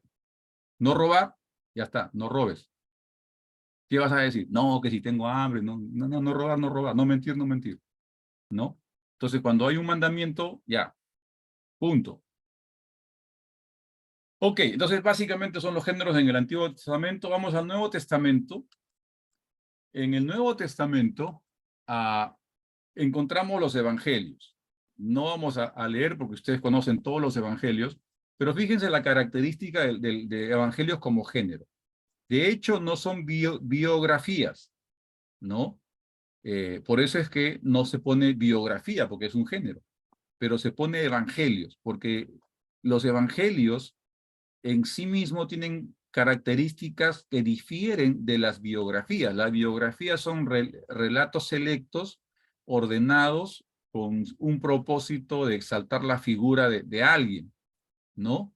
Y a veces surgen las biografías no autorizadas. ¿Por qué? Porque la biografía no autorizada cuenta la cochinada que no contó en la biografía oficial, ¿no? Pero los evangelios cuentan el nacimiento, el crecimiento, ministerio, muerte, resurrección de nuestro Señor Jesucristo. Eso es básicamente los evangelios, ¿no? Narran las enseñanzas de Jesús, desde que nace hasta que muere y resucita. En algunos momentos cronológicamente sí, en otros momentos no, ¿no? Los evangelios repiten algunos eventos, sí, principalmente los evangelios sinópticos, Mateo, Marcos y Lucas. Juan es diferente, ¿no? ¿Los evangelios están escritos para un mismo grupo de personas? No. Mateo escribe para judíos cristianos, Marcos escribe para gentiles cristianos, Lucas escribe para, ¿cómo se llama este pata? Teófilo, y Juan escribe para la iglesia que está en la dispersión al final del primer siglo. Y cada uno tiene un enfoque y por lo tanto, inspirados por el Espíritu Santo, narran los eventos de la vida de Jesús. ¿Por qué no tenemos un evangelio? Porque si tuviéramos un solo evangelio, tendríamos una sola visión de la vida de Jesús. Tenemos 4 visiones que nos permiten armar un cuadro mucho más compacto. Ahora, los evangelios usan lenguaje figurado, sí, usan parábolas, sí, usan fábulas, sí, etcétera, porque ¿quién narra estas cosas? El maestro por excelencia, Jesús, ¿no? Entonces los evangelios se centran en la persona de Jesús. Todo está alrededor de la persona de Jesús. Y por lo tanto es en sí mismo un género, evangelios. El histórico narrativo, regresamos a Hechos. Ahora, Hechos es básicamente un texto como los textos del Antiguo Testamento histórico narrativo. Hechos cuentan el desarrollo de la iglesia desde la ascensión de Jesús hasta el último viaje de Pablo preso a Roma. Narra los eventos. Hechos no es un libro de doctrina. Hechos no es un libro de enseñanzas. Hechos es un libro de hechos, de eventos, de acontecimientos, de cómo sucedieron. Pero su propósito no es enseñarnos teología, no es enseñarnos doctrina. Ahora, ¿encontramos teología? Sí. ¿Encontramos doctrina? Sí, pero como ejemplo práctico de esas enseñanzas que encontramos en otros lugares, ¿no? Entonces, si miramos el libro de Hechos como lo que es un texto histórico narrativo, vamos a poder ver que nos está contando lo que sucedió, no lo que tenemos que hacer nosotros. Esa es una gran diferencia. O sea, está describiendo, pero no nos está normando en la mayoría de los textos de los pasajes de Hechos, por ejemplo, ¿no? Y a veces muchas diferencias doctrinales se han tomado de leer Hechos como si fuera un texto normativo y no como si fuese un texto narrativo, un texto que describe lo que pasó. Por ejemplo, Hechos 2 nos describe la llegada del Espíritu Santo, ¿no? Cuando estaban ahí en la fiesta de Pentecostés y cada uno escucha el evangelio en su propio idioma conocido. De 65 pulgadas, 10 pulgadas más del que tenemos en casa. Oye, ¿qué pasa con el televisor de tantas pulgadas, muchachos? Estamos escuchando por si acaso. Entonces, Hechos es narrativo histórico, ¿no? Por ejemplo, ¿cómo usamos el libro de Hechos? Cuando quiero ejemplificar una enseñanza, voy a Hechos y encuentro el ejemplo de una verdad que pudiera estar en un evangelio o en unas cartas, por ejemplo, ¿no? Pero encontrar teología pura en hechos, un poco difícil. Las epístolas o cartas o epístolas es lo mismo. Antes había, no, cartas son personales, epístolas son generales, esa discusión ya pasó de moda. Cartas o epístolas es básicamente lo mismo, ¿no? Y tiene esa estructura de alguien que escribe, el autor que se presenta y nos dice a quién le escribe, qué es lo que le escribe y le manda los saludos, ¿no? ¿Encuentro teología, encuentro enseñanza, encuentro doctrina en las cartas? Sí, porque las cartas son documentos de ocasión, ¿no? Por ejemplo, 1 Corintios capítulo 7 habla acerca del matrimonio, ¿no? Ese famoso consejo de Pablo de, en vez de quemarte, mejor cásate, ¿no? O 1 Corintios capítulo 13 acerca del amor, o acerca de los dones, capítulo 12, o acerca del don de lengua, capítulo 14, o don de profecía, ¿no? Acerca de la segunda venida de Cristo, en las dos cartas a la iglesia de Tesalónica, la teología pura de Pablo en la carta a los romanos, los primeros 11 capítulos, las enseñanzas teológicas de Pablo, del capítulo 12 al 16, la praxis de esa teología, ¿no? Ahí están la carta a los Gálatas, etc. Entonces, ahí está la teología, ahí están las enseñanzas bien concretas. Hay que saber distinguir también cuando leemos las epístolas, cualquiera, las de Pablo, las de Juan, etcétera, ¿no? De lo que es descriptivo, de lo que es normativo, ¿no? Que la mujer calle en la iglesia, en el templo, ¿eso es descriptivo o normativo? Aunque estoy pensando como pienso como en 4 hermanas, creo que es normativo. Eso es descriptivo, está describiendo, no está ordenando, ¿no? Entonces, hay que distinguir entre descriptivo y normativo. Eso es propio para la iglesia de Corintios, es propio para la iglesia de Éfeso, ¿no? O eso es una enseñanza. Ahí es donde fallamos, cuando confundimos y no entendemos bien si es normativo, si es descriptivo, si es una casuística, etcétera, etcétera, etcétera. Pero epístolas son cartas de ocasión y por lo general vamos a encontrar consejos, enseñanzas, exhortaciones muy concretas. Solamente que hay que contextualizarlas. Y la literatura apocalíptica, que sí es muy complicado para leer, en el sentido de que usa demasiada figura literaria. Y hay que conocer el trasfondo de Daniel, el trasfondo del Antiguo Testamento.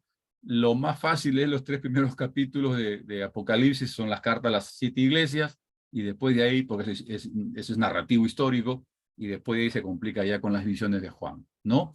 Ahora, es complicado para nosotros, pero los receptores originales lo entendieron a la perfección, porque no tiene sentido que Dios nos deje una carta difícil de entender. Para nosotros es difícil, pero para los lectores originales era como leer el devocional de la mañana, ¿ok? Entonces, ahí están todos los géneros literarios que encontramos principalmente en las escrituras, ¿ok?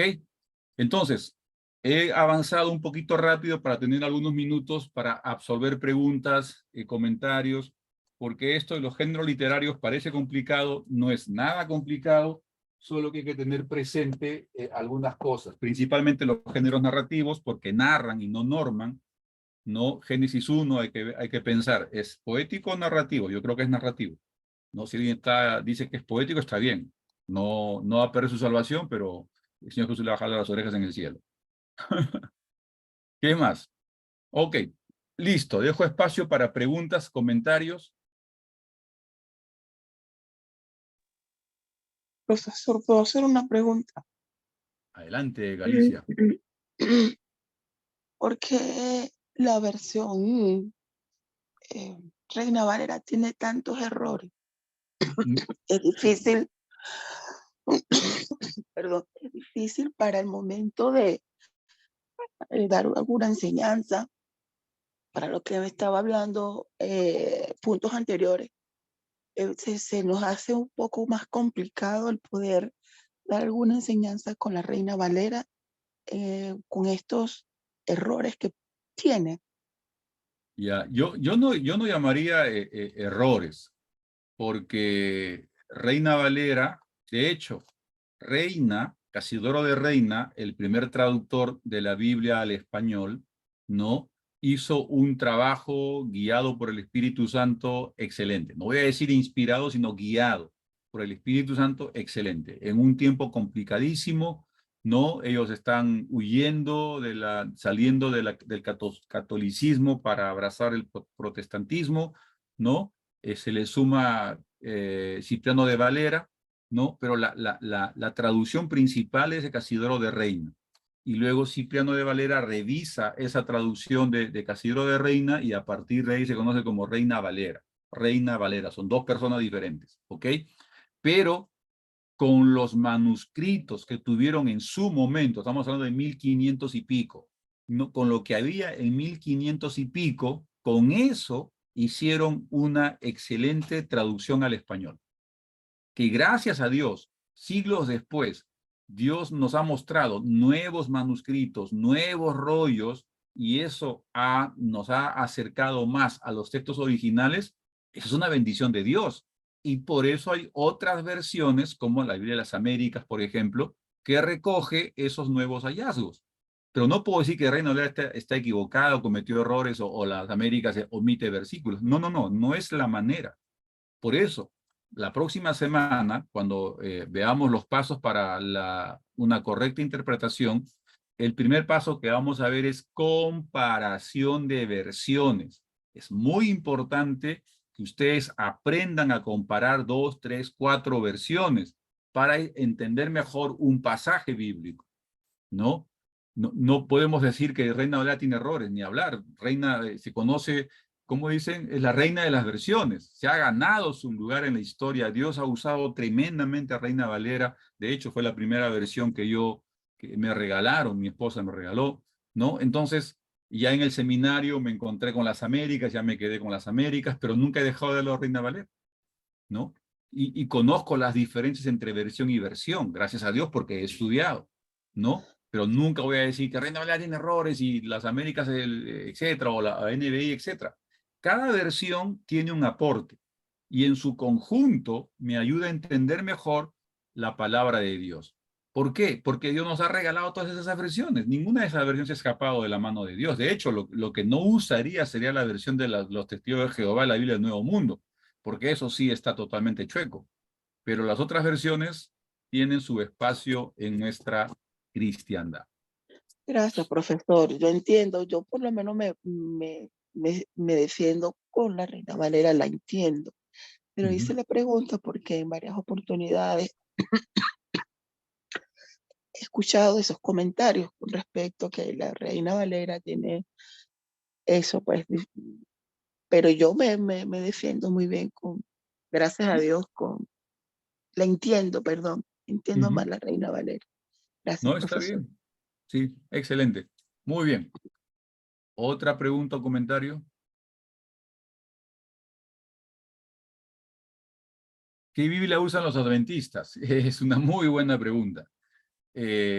Los adventistas, como los mormones, usan Reina Valera del 60 también. Y otras versiones también, ¿no? El tema con los adventistas no es la versión que leen, sino los libros que complementan la lectura de la Biblia, como son los libros de Ellen White. Y los mormones como el libro del Mormón. Ahora, para mí hay una diferencia abismal entre los mormones y los adventistas, ¿no? El tema de los adventistas es el tema del séptimo día y hay un tema de interpretación de algunos textos del Antiguo Testamento, pero yo no diría que es una secta necesariamente. En cambio, los mormones sí, pues no es otro tema. Claro que también hay adventistas y adventistas, ¿no?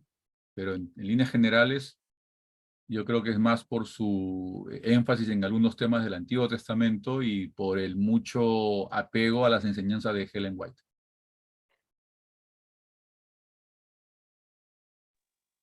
Pastor, Sí. yo tengo una curiosidad, pero además de esa curiosidad, mi pregunta es, por ejemplo, la Biblia de los testigos y los mormones y todas esas sectas que tienen sus propias Biblias, ¿de dónde sacaron sus interpretaciones para que ellos puedan sustentar su creencia o su doctrina, ¿no? En el cual ellos creen. ¿De dónde sacaron ellos? No, normalmente surge alguien que dice que recibió una revelación especial de parte de Dios. O sea, cuando, hermanos, cuando alguien dice, yo he recibido una revelación especial de parte de Dios, y ustedes tengan mucho temor, porque lo revelado por Dios ya está en las Escrituras, ya está en la Biblia. No hay nueva revelación, no hay nueva interpretación. Si tú escuchas una nueva interpretación, una nueva revelación, Dios me ha hablado directamente, ten cuidado, abre los ojitos bien grandes, ¿no? Eso pasó con los mormones, tienen el libro del Mormón, eso pasó con los adventistas, con Elena, los libros de Elena White, los testigos de Jehová, con John Smith, creo, ¿no? O sea, personas que dijeron que recibieron algo de parte de Dios especial, ¿no? Eran más importantes que las Escrituras. Nada, absolutamente nada puede ser más importante que la Biblia. Cuando alguien dice que tiene una nueva revelación, un nuevo entendimiento y quiere cambiar o quiere dejar de lado las Escrituras o poner sus enseñanzas sobre las Escrituras, está mal. Ya de hecho, eso va a acabar en una secta. Y esa es la característica de una secta. Alguien que dice que recibió de Dios algo especial y se abre, ¿no? Michael. Profesor, quería consultar si dentro de centros bíblicos teológicos de cursos de hermenéutica, ¿va a existir algún curso un poco más profundo, un poco más detallado de lo que hemos? Porque yo sé que yo primera vez que estudio la hermenéutica, pero ¿hay algún curso más que usted va a dictar, digamos, con algunos puntos más, espero darme a entender, más profundo, pastor? Yo creo que esa respuesta mejor la puede dar María Elena, que conoce la malla curricular del centro del CTV. Sí, Yo solo soy un profesor. Ah, perfecto, pastor. Sí, hermano Michael, luego de hermenéutica debería de venir el curso de exégesis, ¿no? Que es un curso que complementa lo que es la hermenéutica, ¿no? Van de la mano ambas, ¿no? No sé si estará considerado en el programa porque no, el curso de hermenéutica pertenece realmente al programa de estudio ministerial y bueno, todos los que estamos en el grupo somos realmente de estudio bíblico, ¿no? De estudio, programa de estudio Biblia, ¿no? Entonces, cuando ustedes migre al día sábado, que ya es solo ministerial, ahí deberían de llevar ese curso de exégesis, ¿no? Deberían de llevar. No sé si estará considerado en el programa, pero debería de dictarse porque es parte de la formación, ¿no? Primero viene hermenéutica, luego viene exégesis, y de ahí viene homilética, ¿no? Esa es por así decirlo, la columna vertebral, ¿no? De lo que es la predicación. Entonces, quien les puede brindar más información sobre eso es la hermana Norma Palomino, que es la coordinadora de ese programa. Sí. Muy bien. Gracias, Elena, María Elena, digo. Sí, vamos a ver, pero Michael, me anima mucho que sigas teniendo interés de seguir creciendo y como toda buena construcción hay que colocar los ladrillos base por base, ¿no? Para evitar que la construcción se achueque. Muy bien. Interesante la pregunta de Loni, dice, pastor, de repente saliendo un poquito, ¿Dios en estos tiempos se puede revelar por sueños a sus hijos, siendo el mismo Dios del Antiguo Testamento, ya que nos ha dejado su palabra? Ahora, yo sería incapaz de decir que Dios no puede hacer algo. Yo no puedo limitar el poder de Dios, ¿no? Soy una criatura, no, ni hablar. Yo no voy a decir, Dios no puede hacer eso jamás de los jamases, ¿no? Sin embargo, si yo descanso en lo que dice Deuteronomio 29:29, que lo secreto le pertenece a Dios y lo revelado a nosotros, entonces Dios ya nos reveló su palabra. Y por eso que el canon está cerrado, porque toda la revelación de Dios para el hombre está en las Escrituras. Ahora, ¿Dios puede revelarme algo en sus sueños? Sí, por supuesto. Puede revelarme algo en mis sueños. Pero esa revelación, para que sea de Dios, tiene que estar en concordancia con lo que la Biblia dice. Vamos a suponer que yo esta noche me acuesto y estoy soñando y Lucho, yo creo que tienes que tener 4 esposas. Y me levanto y le digo a mi esposa, amor, he recibido de parte de una revelación y me faltan 3 esposas más. ¿Tú qué crees que va a hacer mi esposa? Me va a tirar con la cabeza.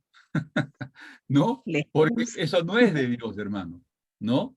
Pero si me dice, amor, he soñado y Dios nos está llevando, nos está mandando ahora que vayamos a la selva a hacer ministerio, ¿no?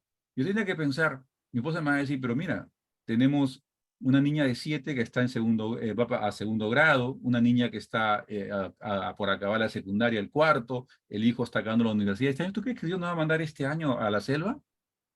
No, quiere que yo vaya solo. ¿Dios quiere que tú vayas solo a la selva? No estoy seguro que Dios quiera eso para... O sea, ¿por qué? Porque, ¿qué es primero para Dios? ¿La familia o el ministerio? Buena La pregunta. familia. La familia. Hermano, 100%. Dios no va a destruir una familia por el ministerio. Y muchos pastores han perdido la familia por poner énfasis en el ministerio. Entonces, sí, Dios puede revelar por sueños. Sí, Dios me puede decir algo audible. Sí, yo no puedo limitar el poder de Dios. Pero lo que Dios me dice no contradice su palabra.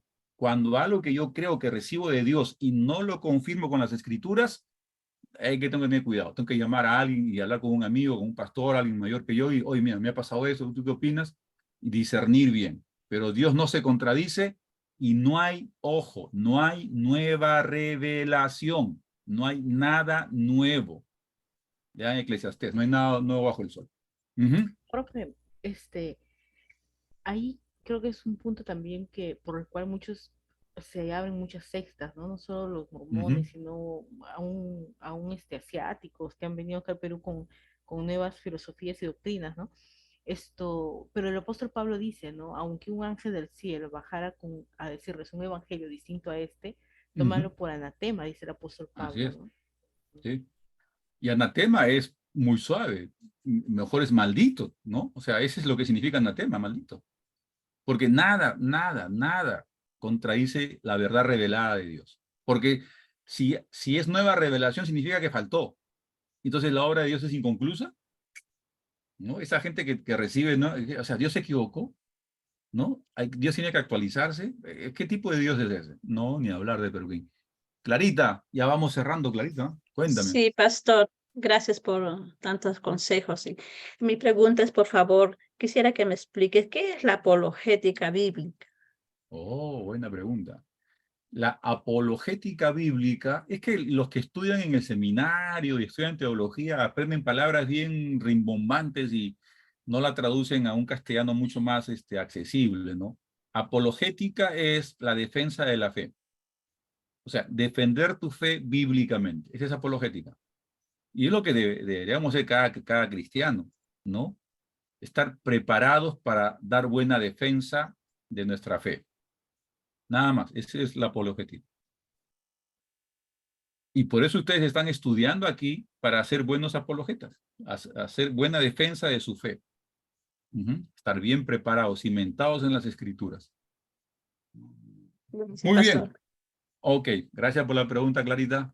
Listo, vamos a orar. La próxima semana vamos a ver 7 pasos para interpretar el Antiguo y Nuevo Testamento. Se parecen mucho los 7 pasos, hay una y otra diferencia. Ahora, no son los 7 pasos, es una forma de tantas para interpretar las Escrituras. Pero creo que eso les va a ayudar bien. ¿Ok? Vamos a orar y la próxima semana en nuestra última reunión esperemos que Dios nos siga utilizando también. Oremos. Amado Señor, queremos darte a ti siempre la honra y la gloria. Gracias, Señor, por este espacio que nos has permitido tener, Señor. Gracias, Señor, porque en tu infinita sabiduría, Señor, decidiste dejarnos tu palabra escrita en diferentes géneros, Señor. Gracias, Señor. Gracias por ser tan creativo. Gracias, Señor, por utilizar la sapiencia, el conocimiento de los hombres que tú elegiste a través del Espíritu Santo para que tu palabra escrita esté allí revelada para nosotros, tus hijos, Señor. No hay nueva revelación. Todo lo que tú decidiste dejarnos está allí, Señor. Gracias, Señor. Danos un amor profundo por tu palabra. Danos la sabiduría para saber discernir cuando interpretamos las diferentes versiones, Señor. Gracias por tantas versiones que ahora podemos tener, que nos permite y nos ayuda a entender mejor tu palabra, Señor. Pero que ese entendimiento de tu palabra transforme nuestras vidas, Señor, para que en todo tú seas siempre glorificado. En tu nombre oramos, Dios. Amén. Amén. Amén. Muy bien, muchachos y muchachas, nos vemos la próxima semana, por favor. La próxima semana traen bocaditos para compartir, ahí están gaseositas y todos, hermanos. Para hacer nuestra despedida la próxima semana. Ok. Muchas gracias, pastor. Cuídense, Bendiciones. muchachos. Bendiciones. Gracias, pastor.